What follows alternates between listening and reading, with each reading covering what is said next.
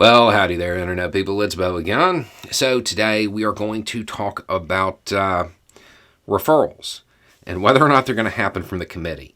Because last night there was, let's just say, discussion over it. News broke, said they weren't going to issue any referrals, that the hearings weren't going to lead to referrals.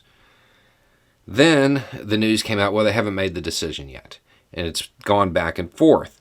When news broke saying, hey, they're not going to do referrals, my inbox blew up.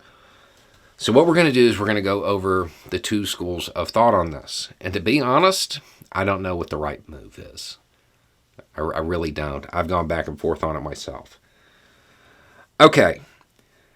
So if they don't issue any referrals, that means that it's not political. DOJ doesn't actually need a referral from the committee to indict. They don't need the committee at all. Okay? So if they don't issue a referral and DOJ indicts on their own, it looks nonpartisan. DOJ acting impartially, doing their job.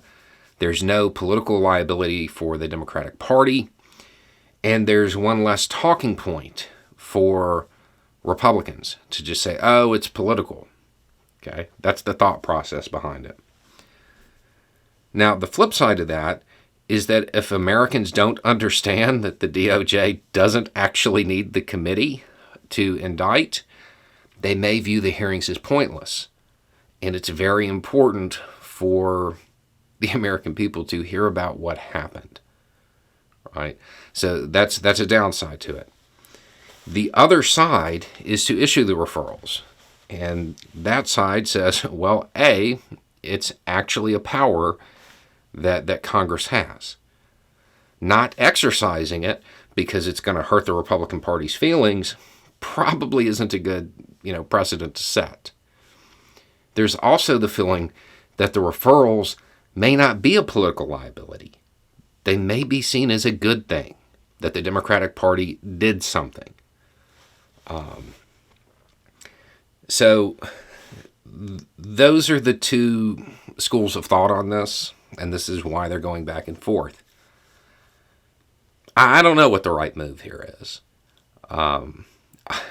There's ideally DOJ acts on its own, like right in the middle of the hearing. That would be, the perfect scenario, but we don't know that they're going to do that.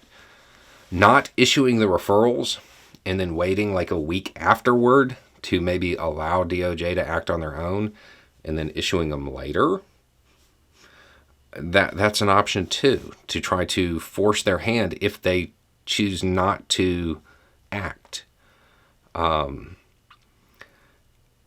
There's a whole parallel investigation that we're not hearing anything about. We know that it's happening.